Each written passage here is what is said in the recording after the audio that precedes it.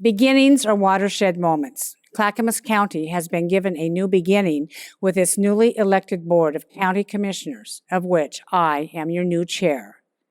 Every new beginning is a step of faith because we don't know what events will transpire.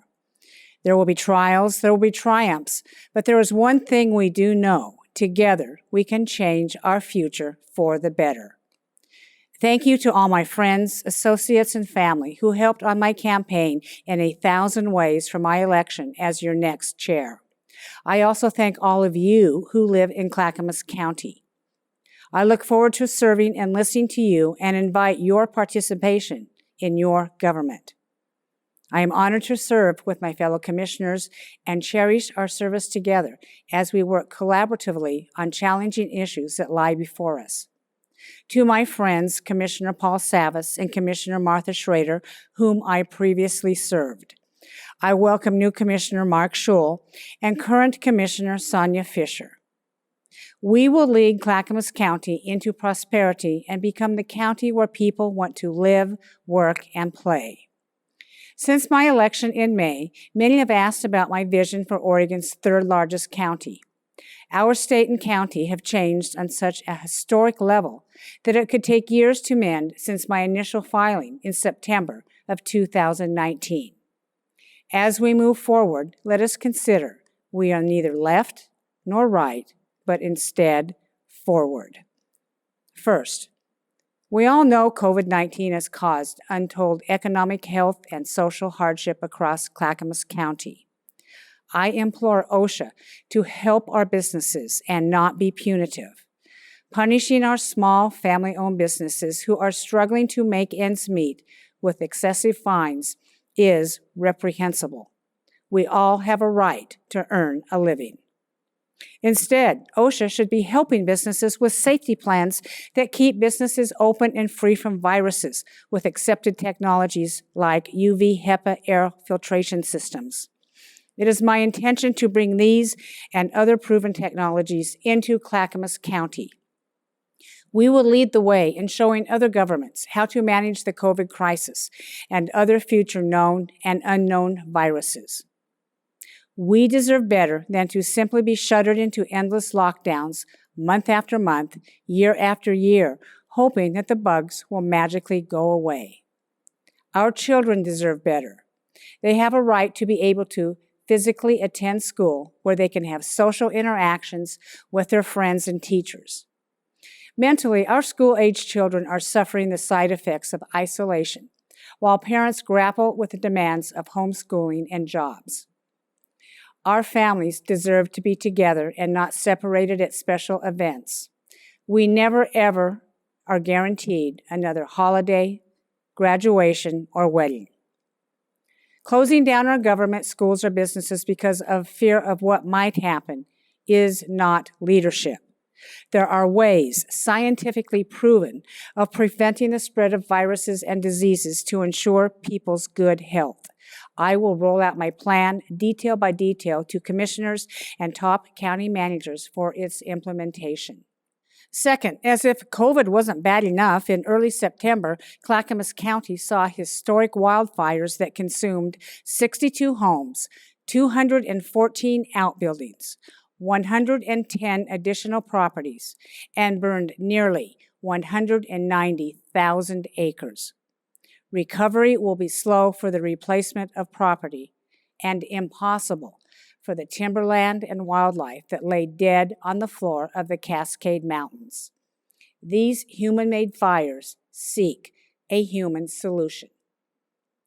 In keeping with reform, just last week, your Board of County Commissioners held our first in-person business meeting in the fourth floor hearing room after a 9-month absence. Commission staff is working, and I, as your chair, am holding regular office hours. COVID protocols are observed. The public is invited to testify, but a Zoom option is available for the public also. I am also encouraging all elected county officials to do the same, as county employees will be returning to their taxpayer-funded offices starting in February. According to Governor Brown's own executive orders, public agencies are exempt from being closed during extreme risk category. Additionally, we have changed how this government does business. The public will now see what was once routine contracts and monetary approvals are now fully vetted for commissioner consideration on the Thursday meeting agenda. Spending amounts will be clearly posted, whether it be in the form of grant monies, state and federal monies, or the use of county general funds, which comes from property taxes. Likewise, department heads will have their requests fully vetted by commissioners and then posted for public view, in keeping with my promises for full transparency. Soon, this body will deliberate in a goal-setting meeting to chart the course of county government for the next year and beyond. Facing all of us are health, safety, and budget challenges. As your chair, I will lead a discussion to include holding the line on funding any new programs or new spending, deferring instead to existing programs and employee promises. Without our talented county workforce, there would be no services the public demands.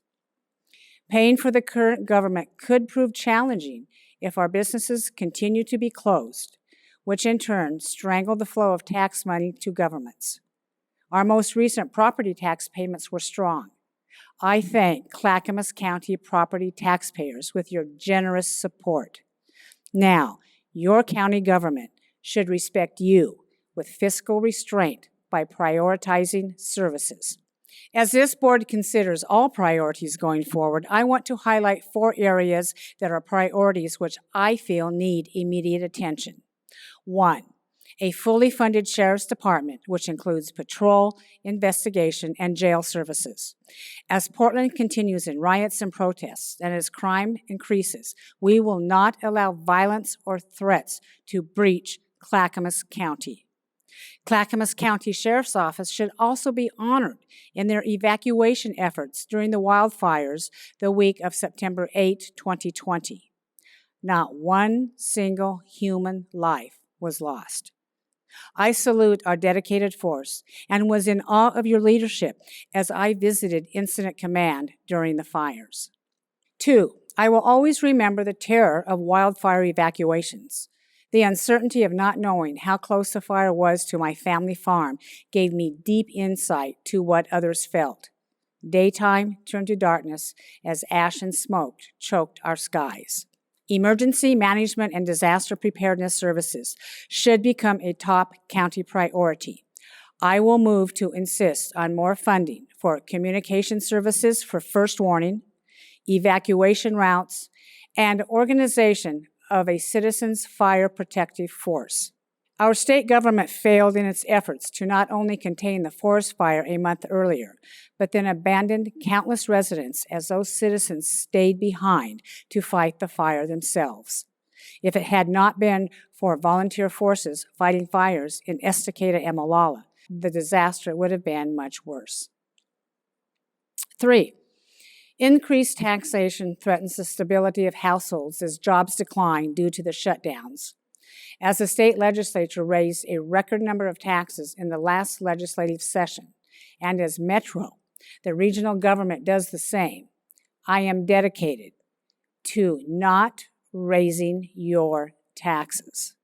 Your government needs to learn to live within its means, just as all of you do with your household budgets. 4, a proactive county government is a government that looks for solutions. For instance, as our county workforce returns to taxpayer-funded buildings, we will explore and implement proven strategies to keep our spaces as germ-free as possible. UV lighting and HEPA air filtration, testing of wastewater treatment facilities that can quickly track the prevalence of COVID before outbreaks occur can be implemented. Concurrently, private citizens need to take a personal responsibility to raise their own immunity using targeted nutrient therapies, which is self-care, and hygiene protocols.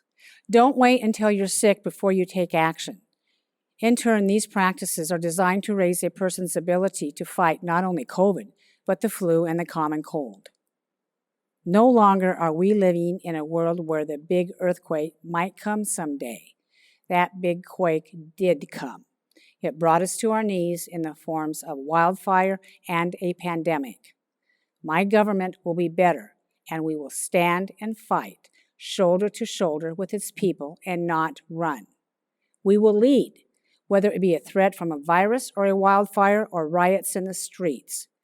We will stand strong when others won't, because this is Clackamas County. In closing, Clackamas County people are passionate. We say what we think, and we are all strong-willed. That will always be one of our strengths. But at some point, we need to take a step back, take a deep breath, and move into positive action. Please help me to help you, and let's retain that beautiful independence and love of life that has made us strong. We can change our future for the better. Keep the faith, follow your heart, and together, let's take back our beloved Clackamas County.